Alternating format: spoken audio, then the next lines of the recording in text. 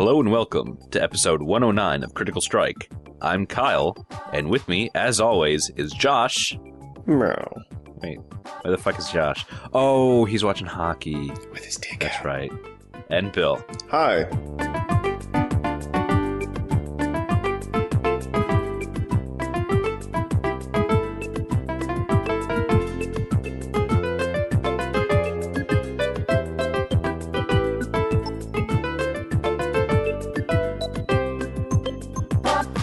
No, Josh is sitting around smelling of sweet oils, trying not to masturbate because hockey's back.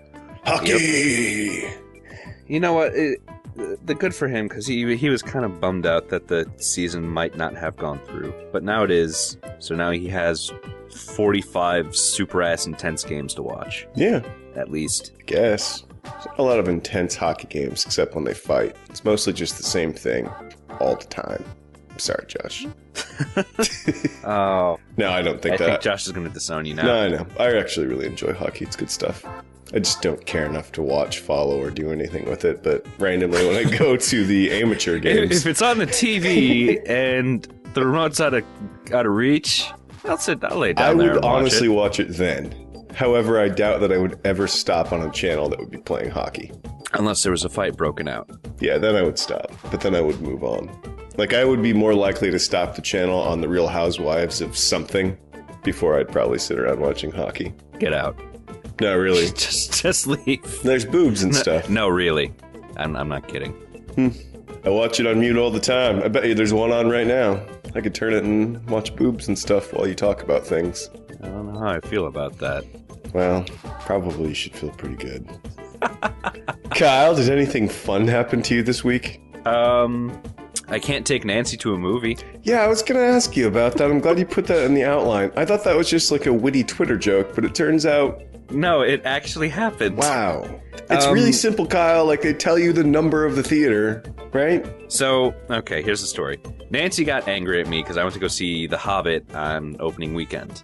And she couldn't go because she works all the weekend, all the time. She must respect your love Sad. of Tolkien, Kyle. Yeah. So I said we'd go see it, and finally we had some time after we went to go see a house. After we went to go look at a house, the house was a fucking dump. So we went to go see it, but I had looked at the times the day before, and it was not at one of our usual theaters, but I couldn't remember it. So Nancy said, "Oh, so we're gonna go see The Hobbit at Theater D, right?" I'm like, Sure. "Yeah, that's probably the theater." That's a thing that will happen. So we drove there, and I was like, "I would like 2 tickets for The Hobbit, please." And the guy was like, "The last Hobbit showing was 3 hours ago. It's just getting out now." I'm like, "I believe you're mistaken." And then I looked up at the marquee, and I'm like, No, I was right. It was showing here.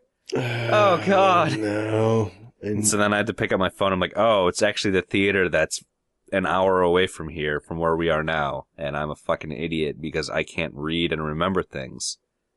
So then we're already at the theater. We're already in like a go see a movie mode, and like, well, what's the next one? What's showing at 9:30? Les Mis? Yeah, sure, why not? Let's go see that. I went to Les Mis at 9:30. Isn't that shit like 3 hours long? Yeah, Oof. it was pretty much as long as The Hobbit, Oh, God. give or take like 10 minutes. I enjoyed it because I like musicals, and everyone... Actually, no, the only people who could sing were Anne Hathaway and Wolverine. Yeah, isn't it funny that Wolverine's actually quite the fucking showman? Yeah, I was very impressed, and he can actually act fairly well. Yeah, he's kind of a thespian. Yeah, because the only thing that I've seen him in was as Wolverine, and that was it. No, he's kind of a talented man. Well, that's good for him. You know what he doesn't say? Things like, I like musicals. No, What's that supposed to mean, Josh? I'm just being a dick. Fuck! I had to be Josh for a little bit, right? Yeah. Wow, that was kind of a knee-jerk reaction. I'm sorry, Bill. If it makes you feel better, I'll take my dick out and watch something involving ice while we talk. No, Les Mis is one of those things that you hear about like numerous times. Yeah, I've never seen a production. I haven't watched a movie. I haven't read the book. Like, you enjoyed it though, outside of the whole musical aspect. Like, the story is solid enough.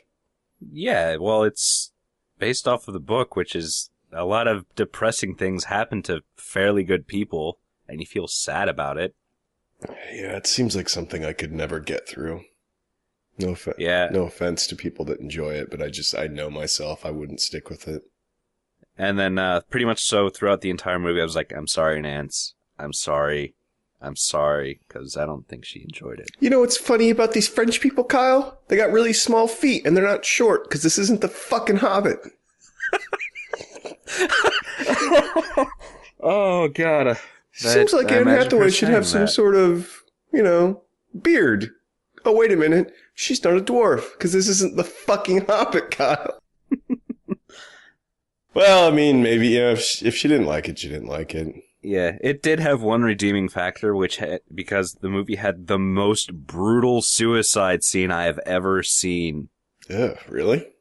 Yeah, like the Foley guy, the Foley person, the person who makes all the sound effects, probably got really bored and put all of his effort into making this one sound effect of a body plummeting to the ground, and after a guy killed himself. Wow.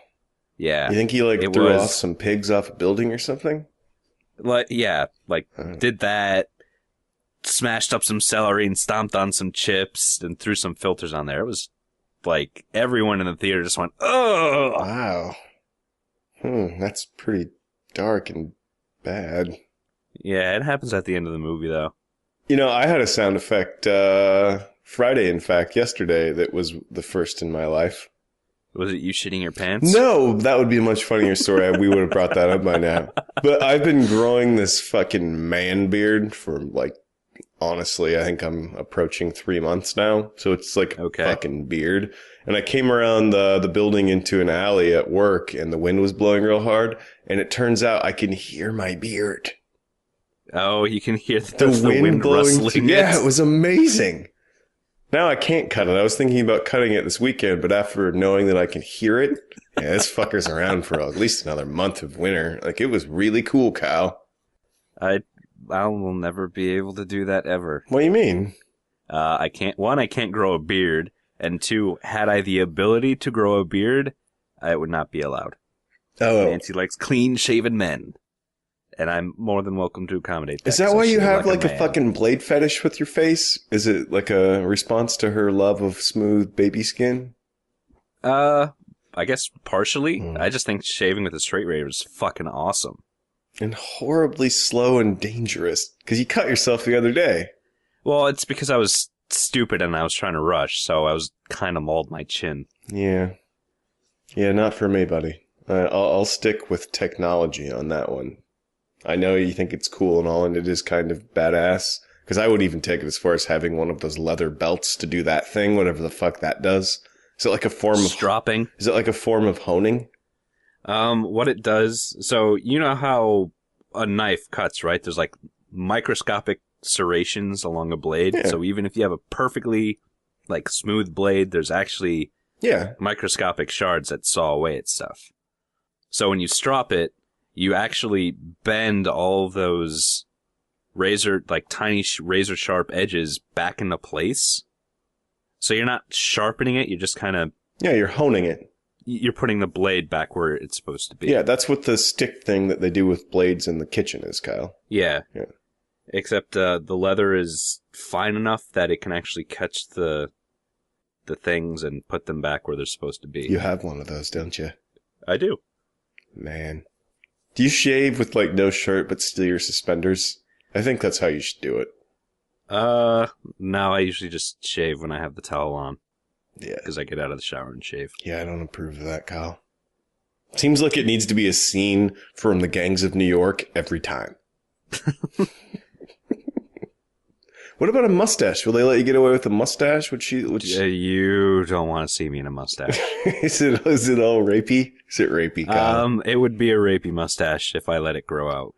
Maybe later I'll show you the fucking man beard I got going on right now because it's fucking grizzled and apparently when that gets this long, because like we're talking at this point, they're a good 1.5 inches, almost 2 inches of facial hair. Like it just grows straight. I didn't realize it did that. It's pretty awesome. I hate you. My brother can grow a beard. He's losing his hair, but he can grow a beard.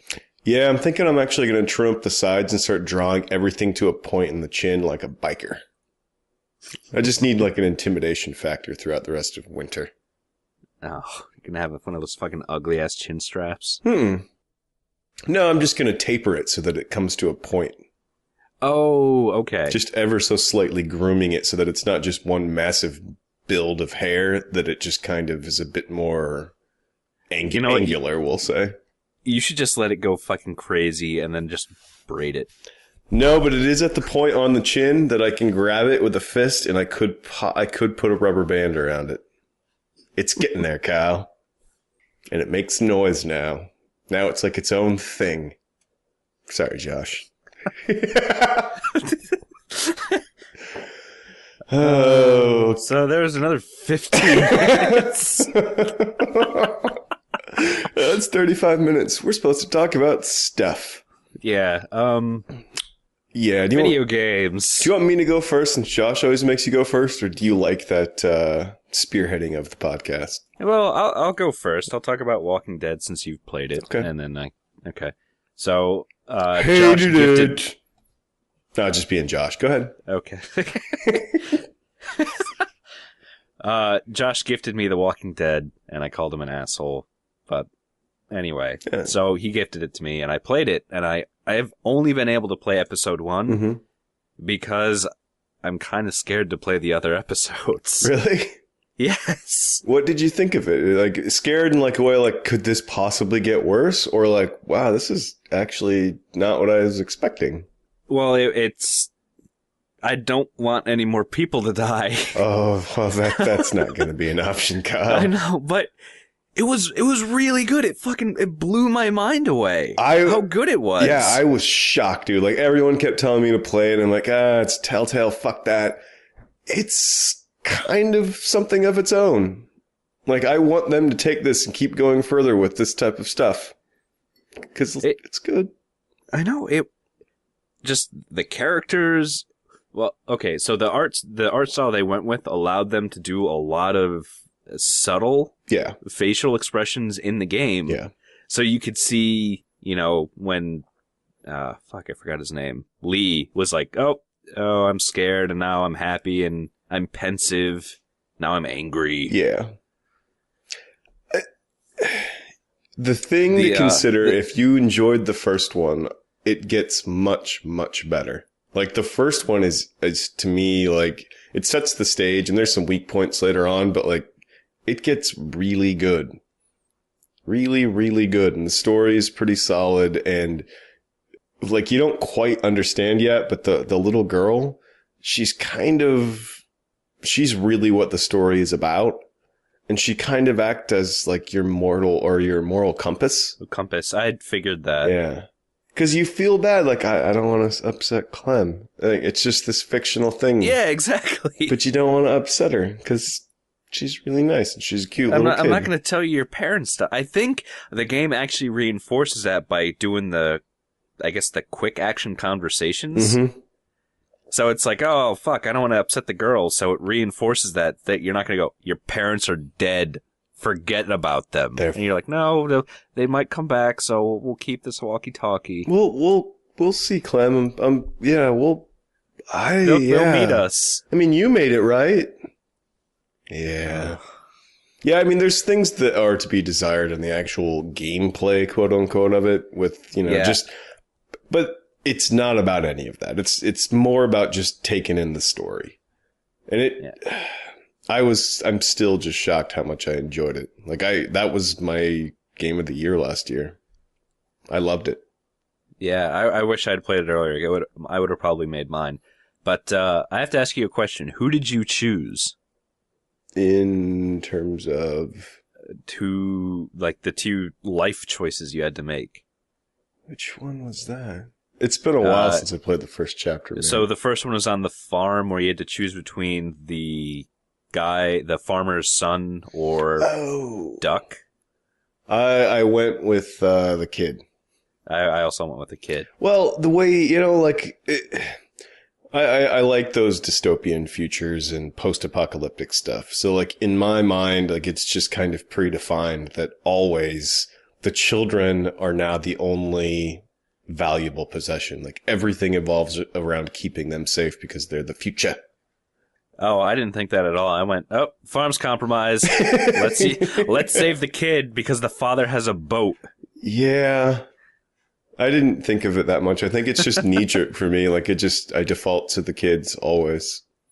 Oh, I went cold and survivalist. I think it's in the second chapter, and it's technically a spoiler, but it's nothing of consequence. But one of the things that'll be fun to see how you deal with things is you acquire a small amount of food because everyone's starving at some point, and you have to go around deciding who gets that.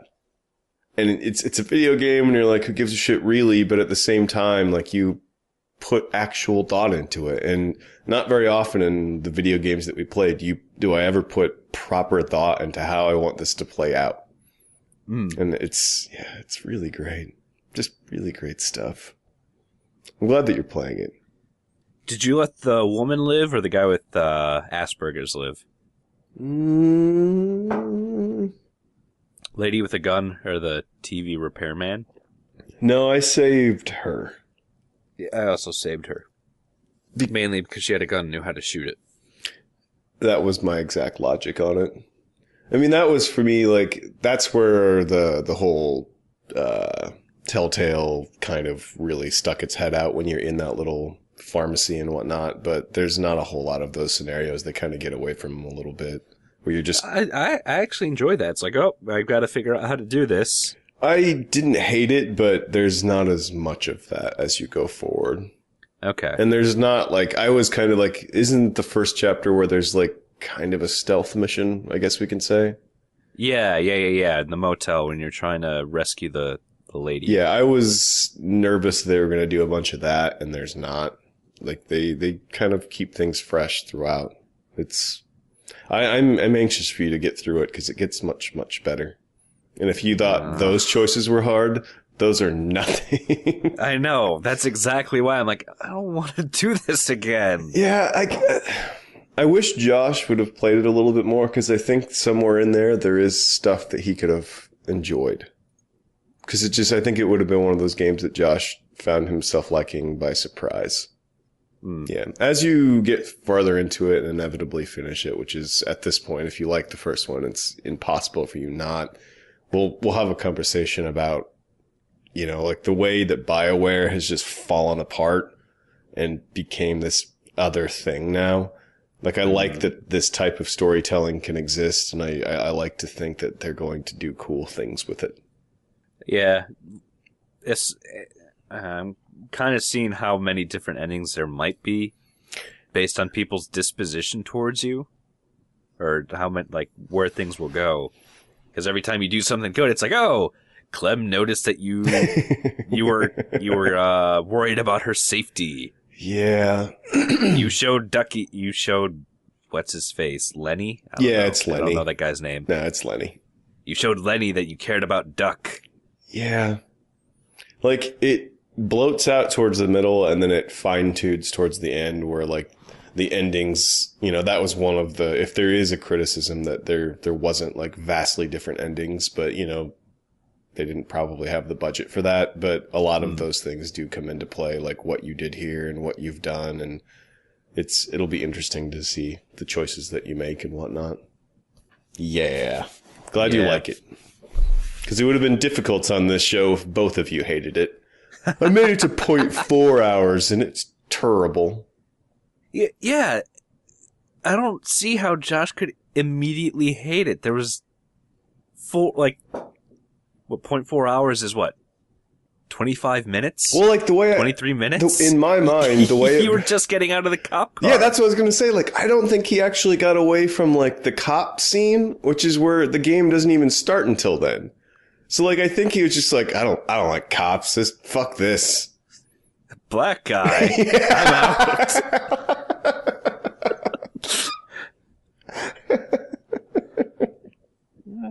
Yeah, I don't know. Because he made 0.3 hours. I don't think he made it out of that. So, too bad, Josh, because you missed what was cool. Yeah. I look forward to you getting through that. It's a good time. I'm still super reluctant to play it.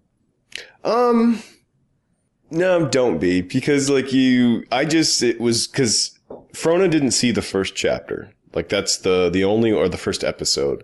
But she came down, like, within, like, 20 minutes of the second one started. And then she sat and watched me play the rest of the game on different nights, like a movie. And there's points where, like, we found ourselves yelling, like, she's like, why did you do that? I'm like, I don't fucking know. It happened too fast. I don't know. And, you know, those are the things that going forward in the games, and as we move into a new generation of games and consoles and computers, like, I want more stuff like this, because she was engaged in watching it, and at points just as sad as I was, because I actually, strangely enough, had an emotional tie to this game. And it's weird. I mean, that happens in movies in 2 hours. So like when you play something like this for a while, you get kind of involved. Yeah. Is each episode about like an hour and a half, 2 hours? Yeah.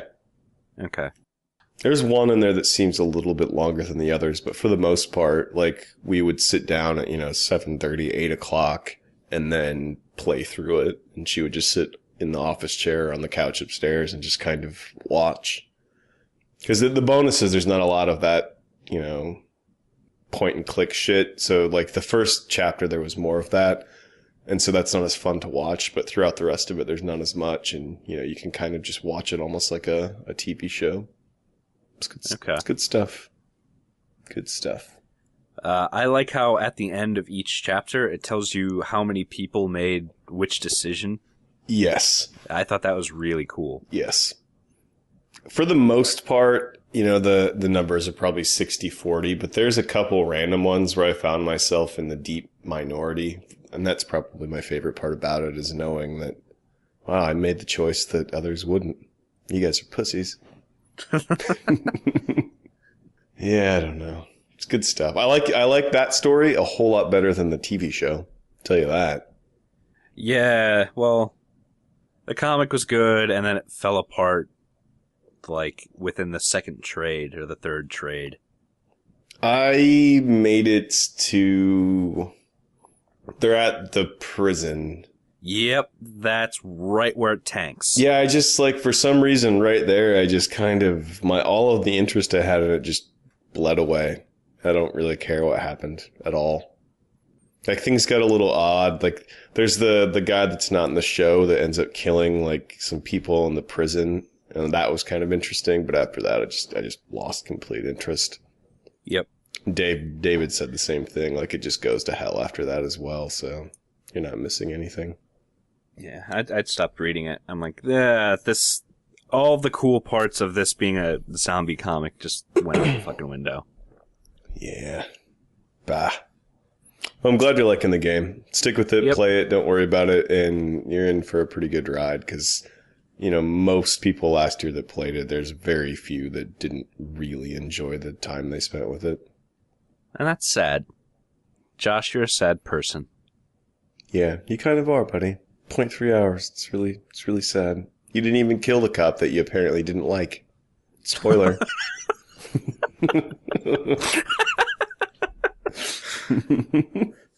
Oh wait, no, he doesn't like Lee because he's black. Oh, that's right, the racist thing. Oh, maybe he's a typical self-hating white person? Possibly. Maybe his uncle was a cop that was killed by a guy in Atlanta. That always happens. Yes. Either way. Yeah. The other game that I've been playing frequently, aside from Skyrim, is Spec Ops: The Line. I, too, have been playing that. And that is, An interesting game. Interesting is the exact thing I would have said. It's, Because at points, it's like a really generic shooter yeah. with that sand thing. But then it just shows, oh, here are the results of you murdering all these people. Look, you didn't shoot that guy in the head? Now he's lying there, gasping his dying breath. Oh, you used white, Phosphorus. Was it white phosphorus on a bunch of people? There they are. Oh, half their faces are melted off and they're stumbling around. Look at them. Look at what you did. And I'm just like, I don't think I like this game anymore. Yeah, the white phosphorus scene, you know, and I get what they're going for, but it would have been done better if it wasn't so clear that this is what I'm going to do. Like, they made it seem really bad that it happened to civilians, but I'm not supposed to give two shits about the soldiers? I just did the same thing to all of them, and you're just kind of like, let's just keep going. Yeah. It would have been neater if it would have been a smaller pocket of them, and you did like a motor to just try and clear it out so you could get through, and then everyone's like, "Oh fuck." Yep. You know, something like that. But still, I don't feel good when I play this game. Either do I. And the other thing too is that they make those try to make those emotional ties there. However, like, I've killed a lot of people already. Yeah. A lot of dudes. How many fucking people are in the 33rd Division? 33rd... What is that? What are they in? The 33rd Brigade? I don't know. The 33rd is all like... The regiment. There you They're go. probably in the 33rd Regiment. But I killed a lot of dudes already, and now I'm supposed to give a fuck? Like, really? I just killed like 60 people on the way here. In the sand. And most of them headshots. Yeah. They came off like cork bottles. Boop. Yeah, I like that, you know, it is just a generic shooter, but it does allow me to make those shots and they go down quicker. It does feel more like it would probably feel. Yeah, it's really easy to kill people in this game. It's just like, oh, 2 shots, bloop, bloop, you're done. Next guy, 2 shots, dead. Yeah. And you know, that's how it's supposed to be, and I like those type of realisms, I guess, in a game where you're killing people for no real reason. But that's kind of the thing that I haven't quite wrapped my brain around is, why am I doing this? I've been trying to figure that out too. Have you beaten the game yet? No, because here's the pisser, is that earlier today I came down here to try and finish this thing, and my game save's fucked. Like, it sucks. I started up and it locks up, and it's right after the water trucks wreck. Like, so like I get up and I'm all, my sleeves are burned off. Like, that's all the farther I am. But I haven't figured out really why I'm doing this. So like, in prep to play this game, I made it through Heart of Darkness, which was rough. And I went, and last weekend when I was sick, I watched Apocalypse Now Redux for like 3 fucking hours. I liked Apocalypse Now. Yeah, well, this is the Redux, so it's even longer. Ooh. But at the core, the coolest part of the story is the guy that only consists of the last 10%, right? Really? In the book, even less, but in the movie, like, it's, you want the story to be about that guy, but it's not. It's about the travel to get there and whatnot. Yeah. So I was all geared up for this. But in both the book and Apocalypse Now, it's very clear that my goal is to take this guy down by whatever means necessary. And in this game, that doesn't seem to be the point while they're in there. They're in there looking for survivors, right? Yeah, well, the point of Heart of Darkness is he isn't there to kill him. Yeah. He's there to rescue him. Yeah. Because he's sick. Because they don't quite know what's going on, and you just start hearing these little bit of rumors and whatnot. And in this, I don't think that's the case. Like, you know the guy's there, but you don't know how fucked up things are until you get there. Which I guess is somewhat similar, but not really. So I'm just tromping around Dubai, immediately killing everyone. Like, why wouldn't you try and communicate with these soldiers? You know what I mean? Well, I think they tried in like the very beginning, and they're just like, oh, we're getting shot at, kill them. Or I think they came in and they saw the soldiers murdering civilians and they started shooting, something like that. Yeah, like, all I keep thinking when I'm playing this is that how much better of a game it would have been if it was more of like a stealth game. And I don't necessarily mean hiding everywhere and doing, Splinter Cell kills. I just mean making as little noise as possible, like an actual Spec Ops mission. Yes, like sneaking around things, not killing 60 people every half an hour, like really just, because it's a big place, and don't funnel me down these kill boxes, just like let me kind of experience and learn the scenario by just being a ghost. It would have just been a better game, I think. And you could have seen, then you could have had those situations where you see civilians being mistreated, but you can't do anything or help them because you're not quite in a position to do so yet.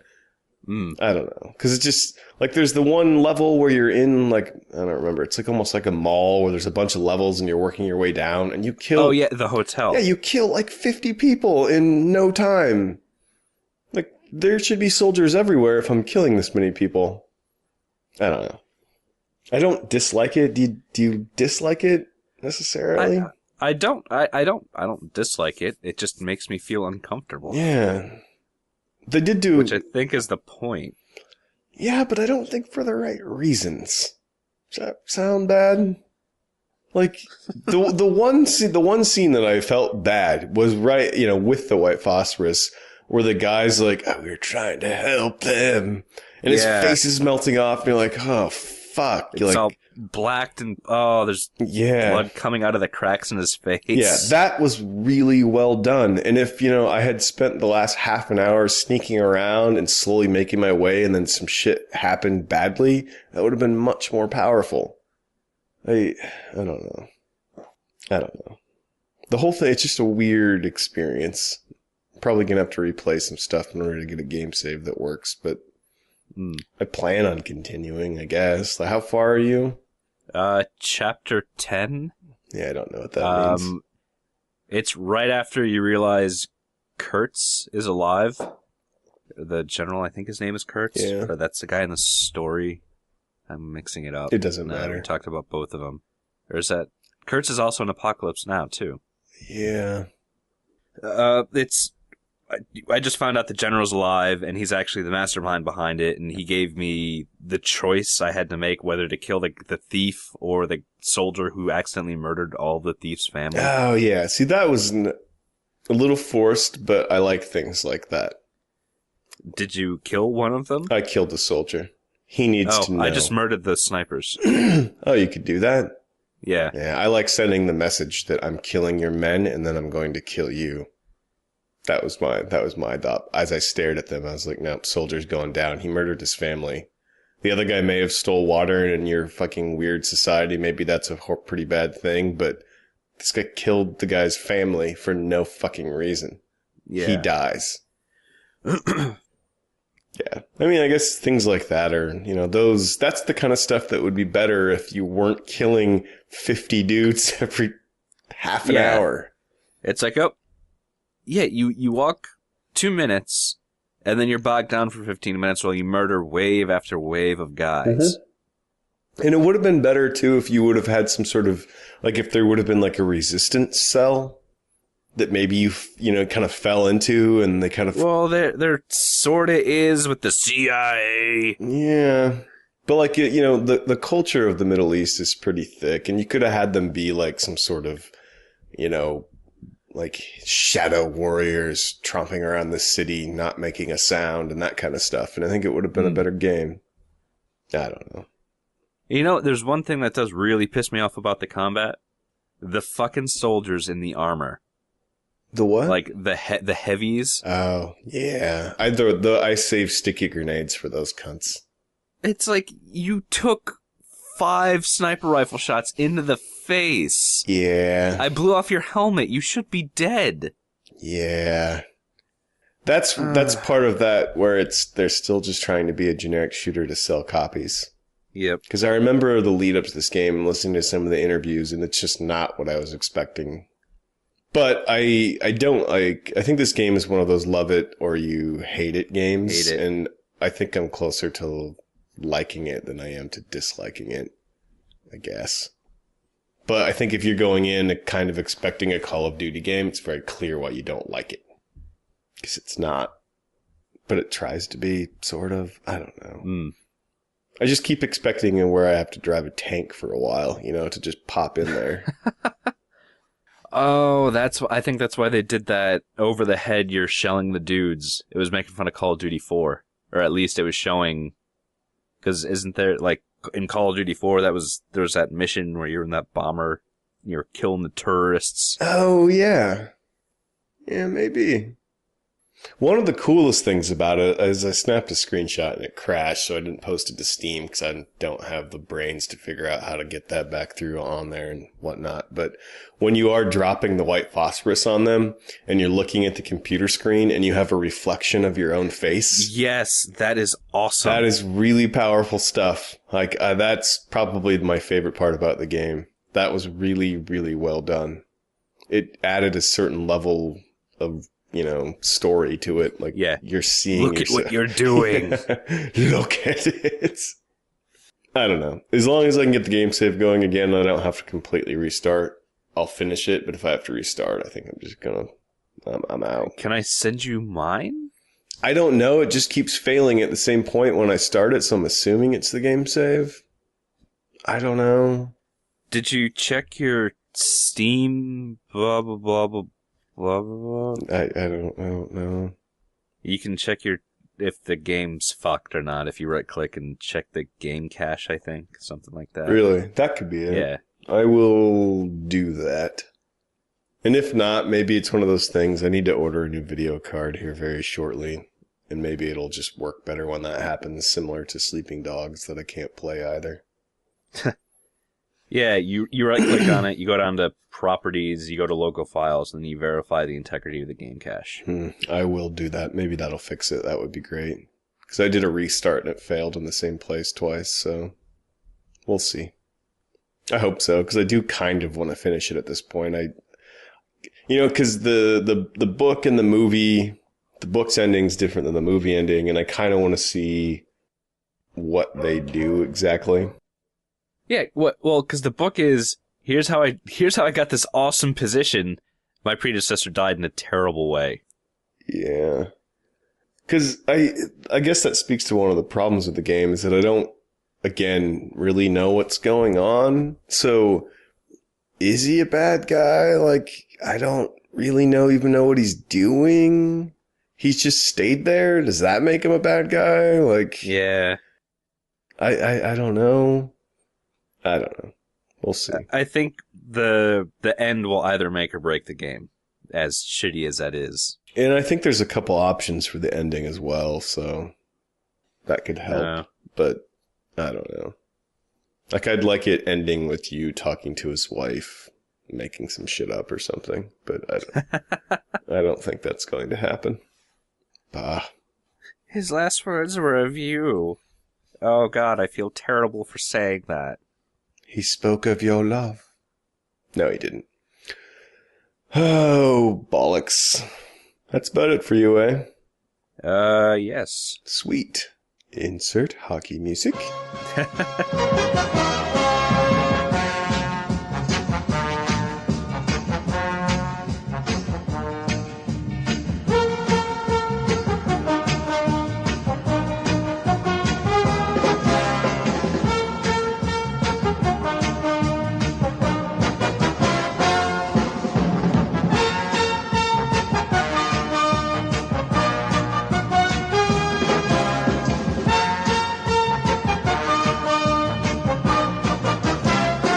Play the brass bonanza. Play the brass bonanza. Oh, man. Yeah, well, we obviously hit on Spec Ops. The other thing I did is I played and finished Mark of the Ninja. Yes. Did you give many people peasant deaths? Everyone that I could give a peasant's death to, I killed with a peasant's death. Isn't that the not point of the game? It's the exact opposite of what I'm supposed to be doing. Like, I kept taking screenshots of the level recap because all of, like, at any given level, it was 95% of the guys shown were all big red X's because I killed them all. It's just more fun. Yeah, like I don't want to. Like it was fun to sneak around and then kill them. I didn't want to sneak around and just leave them. It's way more fun to kill them. Because like when you go up and like actually attack the guy and he knows that you're there and you knock him down, you give him a peasant's death where he's screaming and you just stab him in the stomach. And yeah, that's like the best part of the game. And you get little points for giving him a peasant's death that he deserves. Because he's a peasant. You are a fucking screenshot fiend. I always take tons of screenshots, man. It's one of the better things about being on the PC. Like, I'm just conditioned to hit F12 when I'm doing shit or when the screen looks cool. Like, I just do it. Don't know. Yeah, but Mark of the Ninja, I don't know if it would have made my Game of the Year list. I don't think, it's just a little arcade game, and I would have a hard time saying that, a mobile game or an arcade game is better than something a team of men spent 2 years building. I don't think I can beat that guy, but it is a hell of a lot of fun. And it was the better stealth game I've played in a while, even though I didn't really play it the way I was supposed to. And I have no idea what was happening. Like, most of the time I didn't even play it with sound. I watched movies while I played it. And so, like, at the end of the game, you're supposed to make this choice between two things.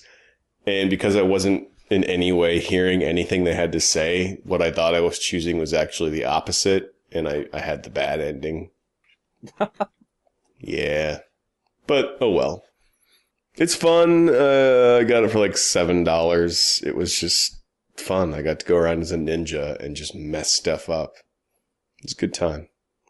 It's a hell of a lot more fun crawling through the air ducts of this game than it was in Deus Ex, I'll tell you that.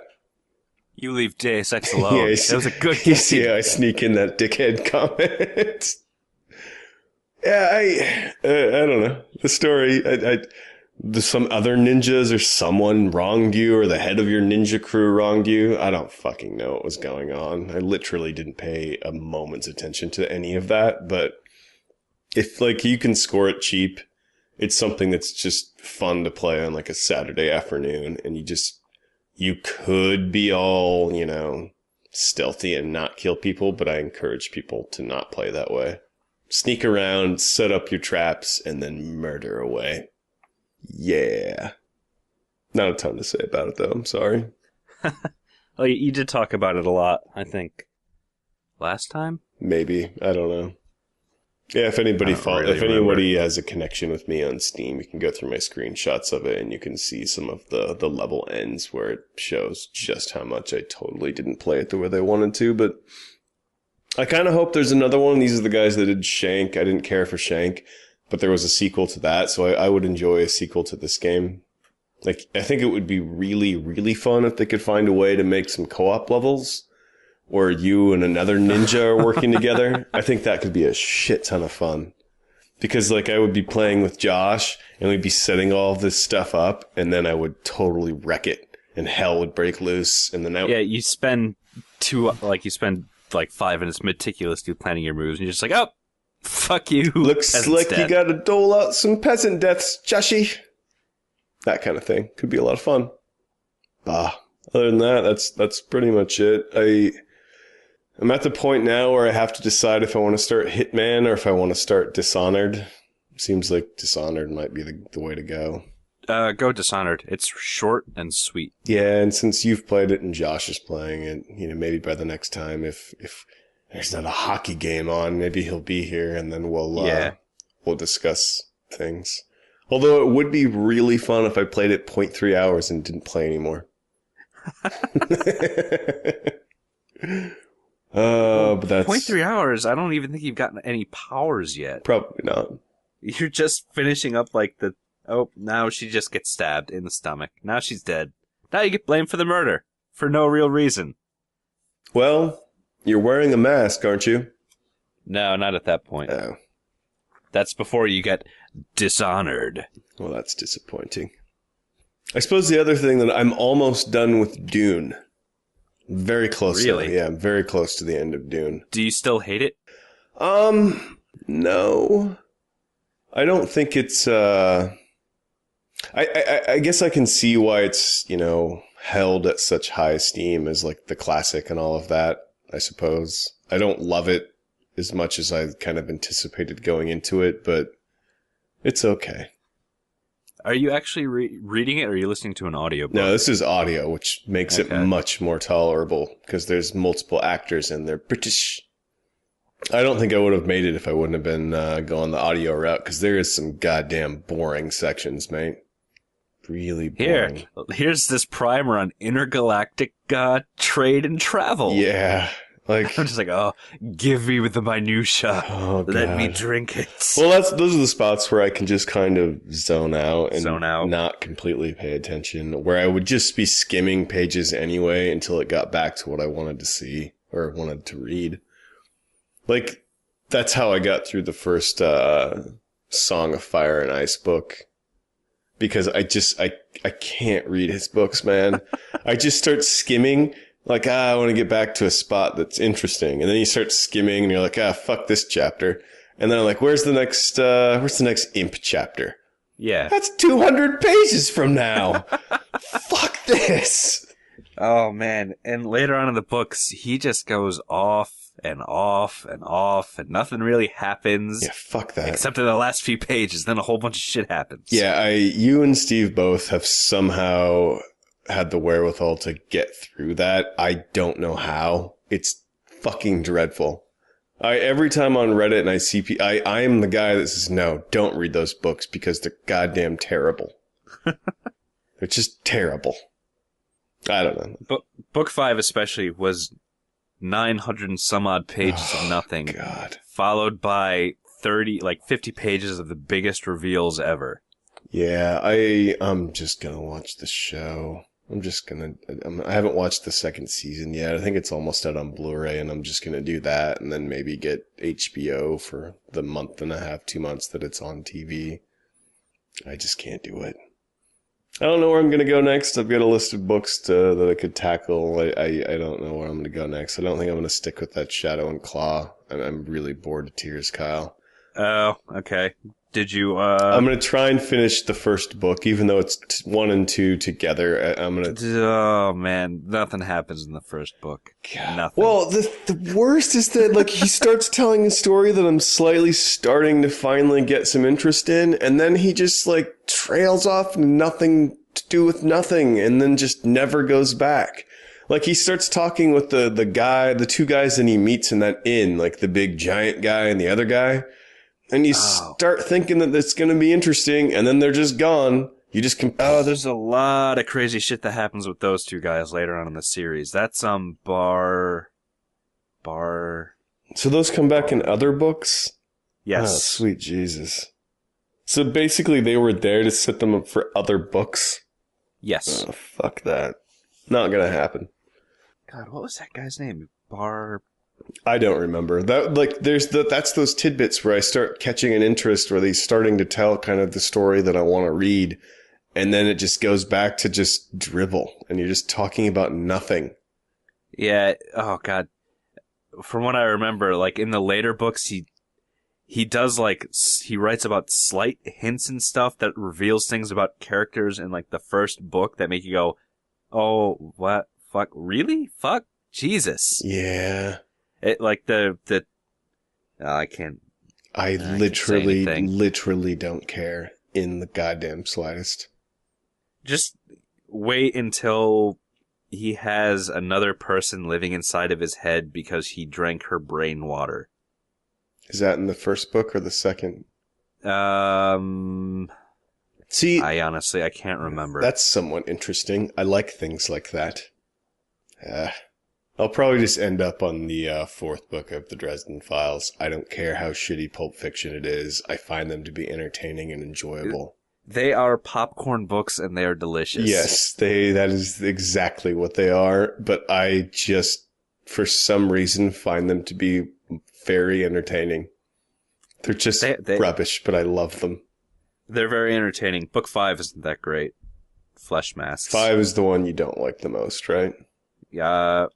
Actually, no. The second most recent book I disliked the most, Ghost Story. Okay. Because it was just It was a book to set up the newest book that didn't need to be written. Well, I can power through that. I'll give him that when I'm making my way through 15 of them. Happens. 14. There's only 14 out. 15 comes out possibly this year. Whatevs. Yeah, I don't know. I'll either end up there or I'll find something else. I don't know. We'll see. Other than that, I probably should get out of here. Josh has some interesting editing to do. Oh, no, we've got questions. Oh, yeah. Sorry, Josh. We have another half hour after this podcast. He hates us so much. That's what you get for having your dick out with the ice and the sockers. Okay. Do you want to read them, or would you like me to do it? I guess we could switch on and off. I'll read Keith's because he, I guess, prefers me to read them. Well, you are the brainiarist. Brainiarist. Keith asks, obviously, Nacero, Josh, is the heart and soul of Critical Strike. So my question is, how sad are Billy and Kyle when Josh isn't on? I'm going to go ahead and guess the initial 20 minutes of no show and just making fun of Josh. It's a pretty good indication of how sad we are that he's not here. Yeah. Wait, the first 20... Dude, we spent 40 minutes talking about nothing because Josh wasn't here to guide us. So a little bit sad because we do like Josh. Yeah, but the jokes are fun when he's not here. It's fun because he's not here to defend himself. Oh man, this is how you guys must feel when I'm not on a podcast. And you're just like, oh, Kyle's a faggot. No, because Josh keeps things on track. I don't get to have as much fun at your expense. It's different. Josh is the only one. His absence is the only way we get to have proper insulting fun. Yeah. Yeah. So not very is the answer, but kind of. Yeah. I am sad that Josh is not here. Because it's weird without Josh. It's like I'm cheating on him. Yeah. With his best friend. And roommate. Yeah. It's awkward. Yeah. Okay. David's got a few. I'll read them and then we'll go. Best All right. Skyrim mods, ? Thoughts on the Hobbit movie, ? Which cartoon character would you most like to have sex with? So Skyrim mods for me, I'm going to give a proper answer, which is the one that drastically decreases the amount of stamina you use, as well as drastically increases how quickly it regenerates, so that you can run for a long distance and do cool attacks without all the penalties. That's easily my favorite one. So you just like the Skyrim mods that let you cheat? It's not so much cheating. It's kind of the thing like I always... like you play these war games, you play these warrior dragon battler games. This bastard would be able to run longer than 20 seconds. He would be able to do these moves more than twice. Like, you're just gimping me. I shouldn't have to level that up. He's a fucking dragon warrior. Pretty sure the guy can run for a while. I think it's just putting the guy at the proper physical abilities that he should have. It's not cheating. It's making it the way it should have been. Second to that is really the dungeon noises. It's the dungeon noises. Increasing the world, like, sounds and the dungeon noises. That was really valuable to me. It made things much, much more involved and scary. Those are my two faves. Yeah. Mine are pretty much anything that has enhancement in front of it. So all of all of the town enhancements, I have all those loaded. Like anything that enhances anything in the way it looks, I put on there. Yeah. I've changed the HUD. I've changed. I added the extra sounds. So now there's just all of this stuff, and it looks good. Yeah. Increasing vegetation, trees. It does make for a better game. I'm debating on playing around with a mod that kind of gives it the Morrowind stats and how your characters develop. Really? Yep. No, I never really played Morrowind. A guy in my office lost hours of his life to that game. And I've probably put 700 hours into that game. The thing that he liked the most is that when you go through these long dungeons, it paid off. There was something cool in there, or you would just see this little glimmer of something over by this tree, and it happened to be a cave or this or something cool. Like, they seem to have lost that in the modern games. Oblivion to this, to Fallout, like, that's not part of it anymore. Well, especially the leap from Oblivion to Skyrim. Skyrim, I like it. I like playing Skyrim, but in terms of what the Elder Scroll series used to be, it's milk toast. It's appealing to everybody. You don't have your specialized stats, and you can't carefully plan your character because each race has their inherent flaws and their specialties. Mm-hmm. You can't say, okay, my character's good at these skills, so I'll only level up if I use these skills because that's who my character is. I see. There is, for me, a dramatic lack of loot, too. I don't want it to be a Diablo game, but at the same time, the last 30 hours, I've found no piece of armor or weaponry even worth picking up. Yeah. I mean, in such a deep game like this, like, shouldn't there be all kinds of shit and your characters look individualized and interesting? Like, that's my biggest complaint in Oblivion and this. It's just that, where's all the stuff? I want that cool stuff, Kyle. And you know what? Here is my biggest problem with Skyrim. Well, two biggest. One are the objective markers, which drive me crazy. Okay. Where it just it's like, oh, go here, and just follow this arrow until you get your cookie. I don't necessarily. I think that if you could have a vague point of reference on the map, that type of thing would be better. But when you're in the dungeon, I'll agree with you. In Morrowind, it was just like, okay, here's your journal entry that kind of gives you the clues of where you have to go. It's like, okay, north as the crow flies, so it's directly north. There's a cave somewhere near, like, 3 rocks that look like a set of teeth. All right, let's go north until we find that thing. Oh, cool. And when you go in there, it's not filled with Draugr, because that's all the enemies you fight in Skyrim in a dungeon are Draugr. Yeah, I'll give you that one, too. Or Draugr. Whatever. Draugr. I just call them goblins. I got tired of their name. I told you, like, with books and games, I just replace names with what I think they should be. I don't care. It's just, sometimes that's stupid. I'm calling them this. And those are goblins, Kyle. Yep. I think your third complaint would also be that Nancy's better at it than you are. Well, she spec'd her character to where she can mash her buttons and everything will die. Where I was like, ooh, I'll be the caster. But your spells don't really do shit. No. And I'm like, well, I've already sunk all of these points into making me an awesome spellcaster, so I guess I'll start archery. That was, I guess, another complaint that I had with those. Yeah, it did seem like, so say you start with the generic fire spell.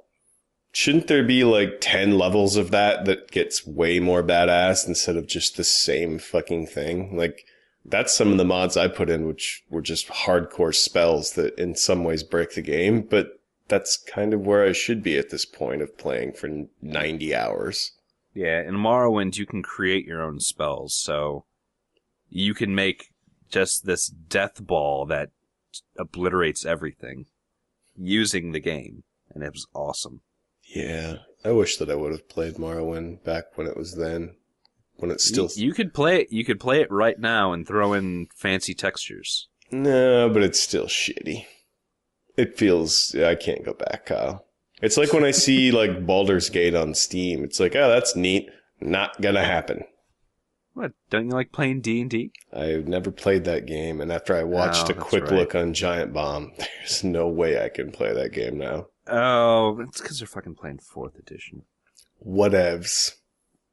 The Hobbit movie I have not seen because I'm an asshole and I'm still pissy about it. You, on the other hand, have, as well as David, and you both kind of aren't assholes, agree. So... Well, I'm pissed that it's 3 movies. I understand the people's complaints why it's different from the Lord of the Rings movies, because The Hobbit's different from the Lord of the Rings movies, and the people who say that are assholes and stupid. That is a pretty stupid thing to say. But it's It would be a good movie if there just wasn't so much bullshit in there. Yeah. I enjoyed it. It was a fun movie to go see, but when you compare it to the books, it's just like, oh, here's Gandalf, and he's walking off instead of just Gandalf disappearing and showing up when he's in need. Wizards do as they do. Yes, they do. Well, let me ask you this, because my good friend Duffy went and saw it, and he's at our level of Lord of the Rings love, like, he's read the Silmarillion multiple times. Okay. So his main complaint with the movie was, so the Lord of the Rings movies, you see these orcs and whatnot, and you know they're just men dressed up in makeup running around a field. But you make peace with that because you know that's kind of how it would look. They would just look like weird dudes running around a field. And his complaint with The Hobbit is that they rely way too much on the CGI and that they removed some of that realism that was kind of charming about it. Yes, I can see. Well, there's a certain character, I don't remember which one it was, that he was very upset about. And I think part of it was the wolves too. Like, they changed how those worked, and there was another character, he was pissy that it was CGI. Don't know. Maybe the Goblin King. Maybe. But I can see why he did CG, because he wanted the goblins to look a certain way and to differentiate them from the orcs. Yeah. My main concern was that there were fucking goblins running around in the daylight again. That does chap your ass, doesn't it? It does. It is kind of a breach of etiquette. Because that's why the Uruk-hai were so fucking awesome, because they could just walk around in daylight without nothing bad happening to them. Yes. And the people that haven't read the book, well, you can't really be a big Lord of the Rings fan without reading the books. I'm sorry, I'm going to be that guy. But that's how it is. I'll agree with you. Yeah. So you don't quite get why. Yeah, like in the movie, they were badass because they were bigger and could battle better, I suppose you could say. Yeah, but they were smarter and could fight better. Yeah, but in the books, like, that was some shit that they're running around right now. Oh, they have insane stamina, and they're just in the daylight. Yeah. Plus, I don't remember if it's in the books or if it was the Silmarillion where they really dig into how all of the came about and the goblins and orcs and all of that. That may be Silmarillion shit, which is... That's a Silmarillion. It's really nerdy stuff, but it just... Knowing that Saruman made those, it was cool. Yeah. Yeah. Which cartoon character would we most like to have sex with? This is in direct reference to us finding out that any cartoon character ever that you can pretty much think of that happens to be female, typing her into the internet with a following word of porn, sex, or something, really shows you how dark the internet actually is. You didn't know that? Dude, it's Rule 34. Yeah, but not like... I just didn't think, like, Chip and Dale cartoons would have gross, horrible porno. Like...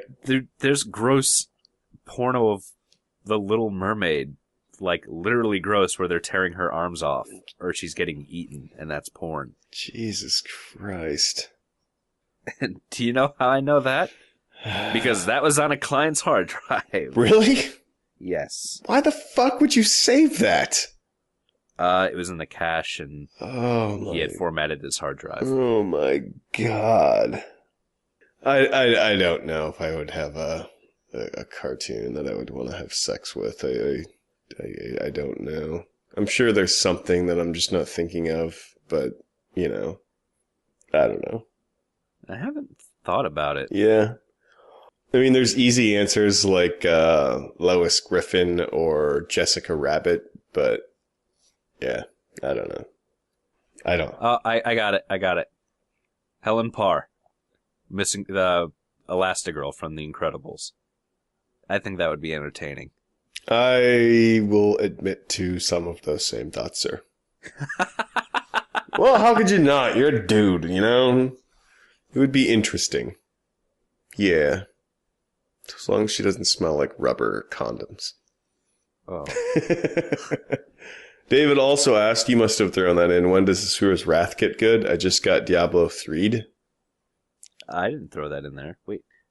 What? Yeah. How? I wonder how long he's been playing it.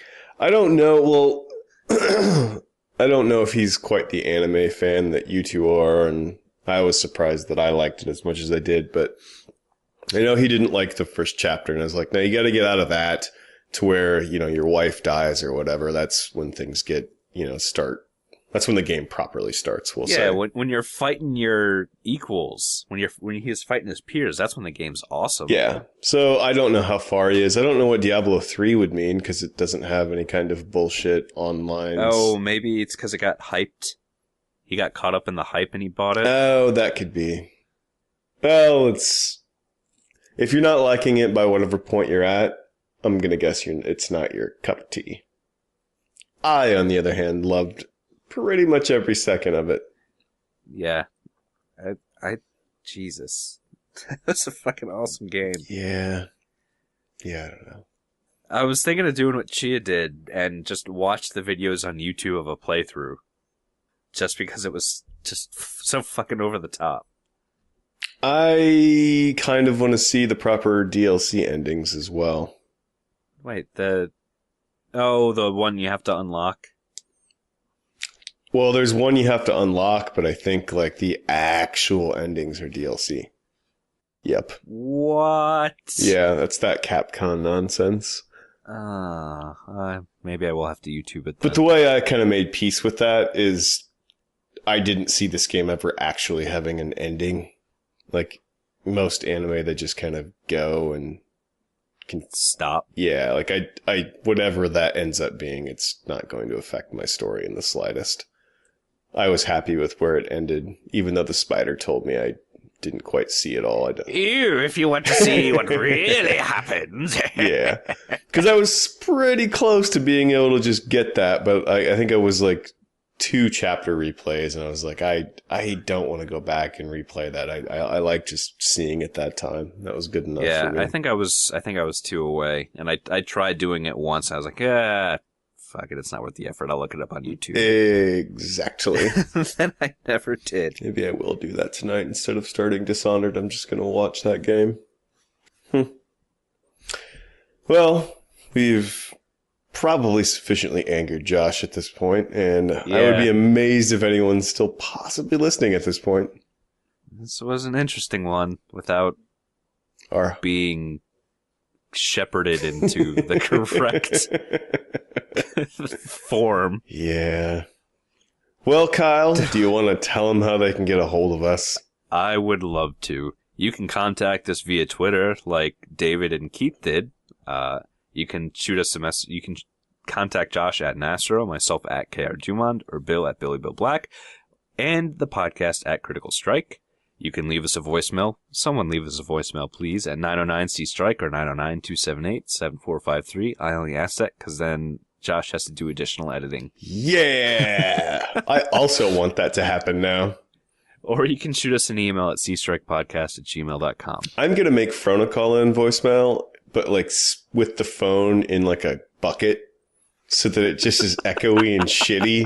And just Josh you could just hear his eye twitching over the internet. Fuck Bill, damn it. Must use. Yeah. Other than that, hit up Platform Nation. Plenty of good podcasts and shows. I've been slacking on my podcast listening for a little while now, but some of you people like them. Yeah. That's about it. We should get out of here because Josh is going to be so angry. All right. Everyone have fun. In 2 weeks, we'll be back and have to make a bunch of apologies to Josh and shit, probably. Later. All right. Goodbye.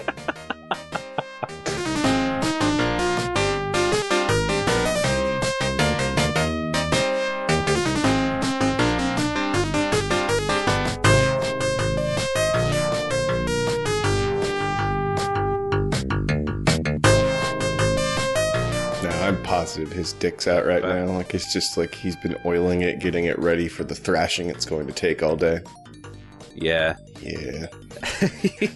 He was sitting in a bathtub of like baby oil, just like, oh, gotta get ready.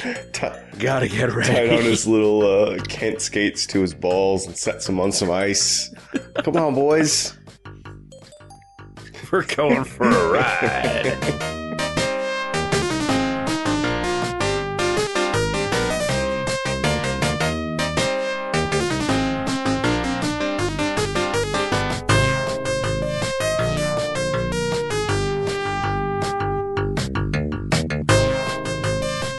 When is your team playing? I have no idea. I expect Josh to tell me these things when he's angry at me for not knowing.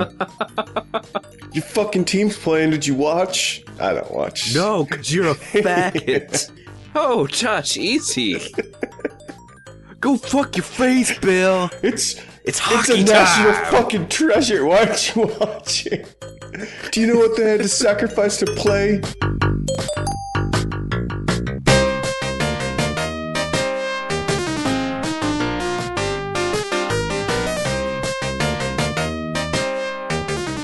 Bruin starts scratching on the door. God damn it, Bruin. God damn it, Kenny, this is my my bad. hockey face on. I'm getting my hockey face on. Oh, man. I bet you it is like the scene in Silence of the Lambs, but instead of like female makeup, it's just like painting you big black and yellow lines. But it's very sexual and I'd play me. Oh. Yeah, that's what you get for not showing up, Josh. I'm just sitting here looking at your little fucking robot porno avatar tearing into you.